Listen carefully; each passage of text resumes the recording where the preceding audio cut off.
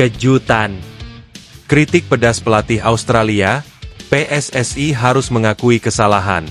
Gerald van den Burg pelatih yang gak bisa diatur. Ajax pernah disemprot habis. Apa yang terjadi jika ia melakukannya di timnas? Tak mau tertinggal dari Indonesia, Malaysia naturalisasi 8 pemain sekaligus. Pulang ke Korea, Shin Tae-yong meninggalkan Indonesia dengan cinta dan ada rasa penyesalan mendalam. Simak berita selengkapnya sebagai berikut.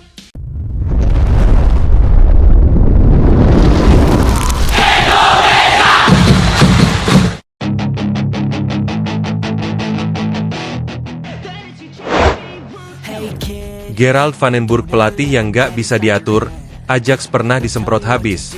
Apa yang terjadi jika ia melakukannya di timnas? Nama Gerald van den Burg kini menjadi sorotan di kancah sepak bola Indonesia setelah resmi ditunjuk sebagai pelatih timnas Indonesia U23 sekaligus asisten Patrick Kluivert di tim senior. Namun, di balik pengalamannya yang kaya sebagai mantan pemain dan pelatih, ada cerita menarik tentang karakter keras kepala van den Burg yang dikenal sulit diatur. Bahkan, raksasa Belanda, Ajax Amsterdam, pernah menjadi korban dari sikapnya yang tegas dan blak-blakan. Dengan rekam jejak seperti ini, banyak pihak mempertanyakan apakah PSSI siap menghadapi kepribadian van den Burg yang dikenal tanpa kompromi. Sikapnya yang tegas dan tidak segan mengkritik apapun yang dianggapnya salah menjadikannya figur yang kontroversial di dunia sepak bola. Hal ini terus terbawa hingga karir kepelatihannya, di mana van den Burg kerap berbicara apa adanya, tanpa takut menyentuh isu sensitif. Salah satu momen yang paling diingat dari karakter van den Burg adalah insiden ketika ia menyemprot habis manajemen Ajax Amsterdam. Sebagai bagian dari staf pelatih di klub raksasa Belanda tersebut, van den Burg pernah secara terbuka mengkritik kebijakan internal Ajax yang menurutnya tidak berpihak pada pengembangan pemain muda. Saya melihat potensi besar di akademi Ajax, tetapi sayangnya tidak semua pemain muda mendapatkan kesempatan yang layak.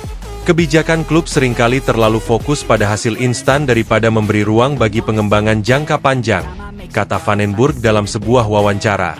Pernyataan ini sempat memicu kegaduhan di internal Ajax, tetapi van den Burg tidak peduli. Sikap ini membuatnya disegani sekaligus dihindari oleh beberapa pihak yang tidak tahan dengan gaya bicaranya yang tajam. Kini, dengan kehadiran Gerald van den Burg di Indonesia, muncul pertanyaan besar. Apakah PSSI siap menghadapi karakter kuatnya? PSSI dikenal sebagai institusi yang tidak lepas dari kritik, baik dari supporter maupun media. Dengan van den Burg yang terkenal tidak segan mengutarakan pendapatnya secara langsung, tidak menutup kemungkinan akan ada friksi di antara kedua pihak jika terjadi perbedaan pandangan. Sejumlah pengamat sepak bola Indonesia menyebut bahwa keberanian PSSI merekrut van den Burg adalah langkah besar yang penuh risiko. Van den Burg adalah pelatih dengan mental juara dan pengalaman yang luar biasa, tetapi dia juga tidak mudah diatur. Jika PSSI tidak siap menerima kritik tajam darinya, ini bisa menjadi masalah, ujar seorang analis sepak bola lokal. Namun, di balik reputasinya yang keras kepala, van den Burg membawa nilai tambah yang signifikan untuk timnas Indonesia. Ia dikenal sebagai pelatih yang detail dalam hal taktik dan sangat fokus pada pengembangan pemain muda. Ini sejalan dengan visi PSSI yang ingin menciptakan generasi baru pemain berbakat untuk bersaing di level internasional. Selain itu, pengalaman van den Burg sebagai pemain di level tertinggi, termasuk bermain bersama legenda seperti Marco van Basten dan Ruud Gullit, memberikan wawasan berharga yang dapat ditransfer kepada pemain-pemain muda Indonesia. Indonesia membutuhkan pelatih seperti van den Burg yang tidak takut untuk mengatakan yang sebenarnya. Kadang kita butuh sosok yang bisa mengguncang sistem agar ada perubahan nyata, kata seorang jurnalis sepak bola.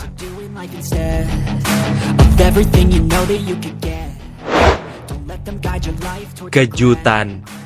Pelatih Australia kritik PSSI. Apa yang sebenarnya terjadi? Pergantian pelatih timnas Indonesia yang kerap terjadi dalam beberapa tahun terakhir menuai perhatian dari berbagai pihak, termasuk pelatih Australia, Graham Arnold. Pelatih timnas Australia tersebut secara terbuka mengungkapkan kebingungannya atas keputusan Federasi Sepak Bola Indonesia, PSSI, yang dianggap terlalu sering mengganti pelatih, bahkan di tengah proses pembentukan tim yang belum sepenuhnya selesai. Dalam wawancaranya dengan salah satu media lokal Australia, Arnold menyebut bahwa pergantian pelatih yang terlalu sering akan berdampak buruk pada stabilitas tim. Ia juga menyoroti bahwa hal ini bisa menjadi penghambat bagi perkembangan jangka panjang sepak bola Indonesia. Sebagai pelatih, saya merasa sulit untuk memahami keputusan seperti itu. Setiap pelatih membutuhkan waktu untuk mengimplementasikan filosofi dan sistem permainan mereka. Jika proses itu sering terganggu, bagaimana sebuah tim bisa berkembang secara konsisten, ujar Arnold. Pelatih yang membawa timnas Australia lolos ke babak 16 besar Piala Dunia 2022 tersebut menegaskan bahwa sepak bola tidak hanya tentang hasil instan, melainkan juga proses pembentukan tim yang solid dan berkelanjutan. Ia menambahkan bahwa kesabaran adalah kunci dalam membangun tim yang kompetitif di level internasional. Sepak bola modern membutuhkan pendekatan jangka panjang. Anda tidak bisa terus-menerus mengganti pelatih hanya karena beberapa hasil buruk. Itu akan menciptakan ketidakstabilan di dalam tim dan menghambat pengembangan pemain muda, tambah Arnold. Pernyataan Graham Arnold ini sejalan dengan pandangan banyak pengamat sepak bola di Indonesia. Pengamat sekaligus mantan pemain timnas Indonesia, Yusuf Eko Dono, menyebut bahwa pergantian pelatih yang terlalu sering justru menciptakan ketidakstabilan di dalam tim. Setiap pelatih datang dengan gaya dan filosofi yang berbeda. Jika mereka tidak diberi waktu untuk bekerja, bagaimana tim bisa berkembang? Kita butuh konsistensi, bukan hanya mencari hasil cepat, kata Yusuf. Selain itu, Yusuf juga menyoroti bahwa pergantian pelatih yang terlalu sering bisa merusak kepercayaan diri pemain. Pemain butuh adaptasi dengan sistem baru setiap kali pelatih berganti. Itu memengaruhi performa mereka di lapangan, tambahnya.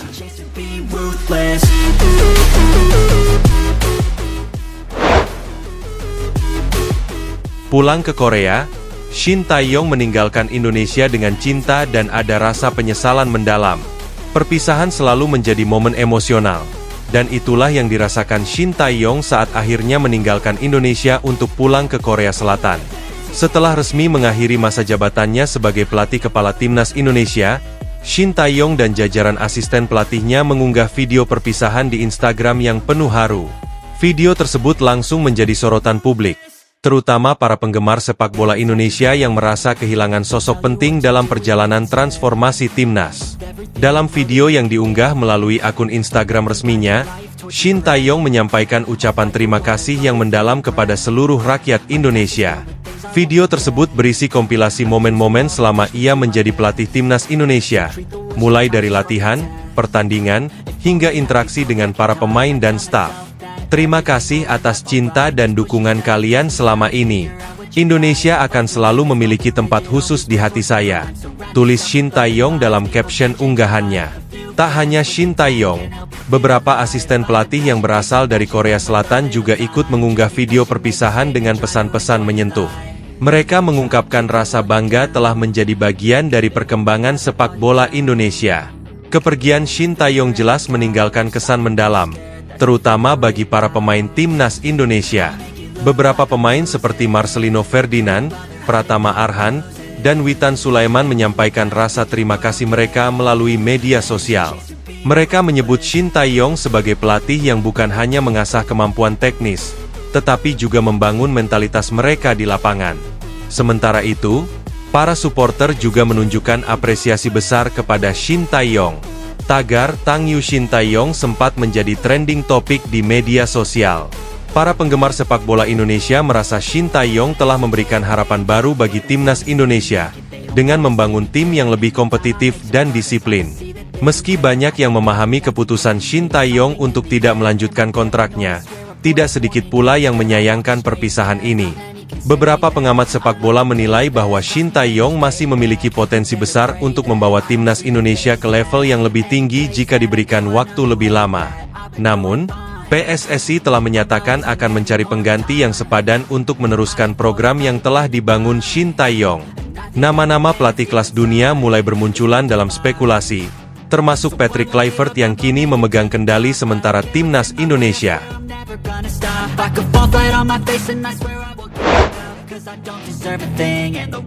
Tak mau tertinggal dari Indonesia, Malaysia naturalisasi 8 pemain sekaligus. Malaysia tampaknya tidak mau ketinggalan dalam persaingan sepak bola Asia Tenggara. Demi memperkuat skuad mereka untuk kompetisi internasional, Federasi Sepak Bola Malaysia, FAM, mengambil langkah besar dengan memutuskan untuk menaturalisasi 8 pemain sekaligus. Keputusan ini langsung menjadi sorotan, terutama karena Indonesia sebelumnya juga gencar melakukan proses naturalisasi untuk memperkuat tim nasional mereka. Langkah Malaysia ini dinilai sebagai upaya untuk mengejar ketertinggalan dari Indonesia yang belakangan mencuri perhatian di kancah sepak bola internasional. Dengan nama-nama besar seperti Elkan Bagot, Mark Klok, dan Shane Patinama, Indonesia telah menunjukkan bahwa naturalisasi dapat menjadi senjata penting untuk meningkatkan performa tim. Keputusan untuk menaturalisasi 8 pemain sekaligus diumumkan langsung oleh Presiden FAM, Datuk Hamidin Mohamad Amin. Ia menyebutkan bahwa langkah ini adalah bagian dari rencana besar untuk memperkuat skuad Harimau Malaya dan meningkatkan daya saing mereka di level Asia. 8 pemain yang akan dinaturalisasi ini terdiri dari pemain keturunan Malaysia yang bermain di Eropa dan beberapa pemain asing yang sudah lama berkarir di Liga Malaysia. Nama-nama seperti Quentin Cheng, Australia, Lukman Hakim, kini bermain di Eropa, dan beberapa pemain asing Liga Super Malaysia menjadi kandidat utama yang akan segera menyandang status warga negara Malaysia. Tidak dapat disangkal bahwa langkah Malaysia ini terinspirasi oleh kesuksesan program naturalisasi yang dilakukan Indonesia.